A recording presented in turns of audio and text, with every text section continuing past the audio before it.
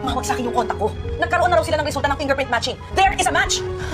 Mukhang itong si Moira nga ay nakahanap na namang ng kakampi sa mga kapulisan dahil nang malaman nga niya, ang resulta ay agad nga niyang kinausap si Zoe. Ayon kay Moira ay tinawagan nga siya ng contacts niya sa loob ng presinto at napag-alaman niya na may resulta na nga ang fingerprint matching. At sinabi nga niya na meron ngang nag-match sa isa sa mga kinuhanan. Nung mga oras na yon ay napabalikwa si Zoe ng tayo at tinanong niya kung sino. At ayon nga kay Moira ay kailangan na nilang maghanda dahil kung sakasakali man na si Zoe o si Moira nga ang siyang nakuhana ng fingerprint matching ay siguradong makukulong sila. Tinawagan ni Moira ang isa sa kanyang mga tauhan at nakiusap siya na hanapan sila ng secret exit point palabas ng Pilipinas.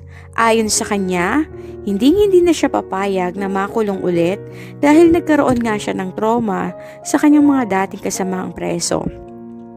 At mas lalong hindi naman niya kakayanin kung makikita niyan ang kanyang anak na si Zoe ay makakasama niya sa loob ng kulungan. Subalit bago pa man sila makalabas ng kondo, ay isang warrant of arrest na nga ang dinala sa kanila at ibinibigay nga kay Zoe at kay Moira. Ayon sa mga ito, nagmatch nga ang fingerprint ng dalawa at hindi sila pwedeng tumakas o umalis ng bansa dahil meron na silang warrant of arrest.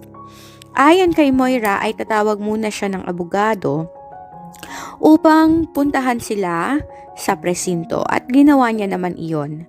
Sa tulong nga ng kanyang kaibigan ay nagkaroon nga siya ng abogado, subalit mangyak-ngyak si Zoe nang malaman niyang makukulong na siya kasama ang kanyang ina.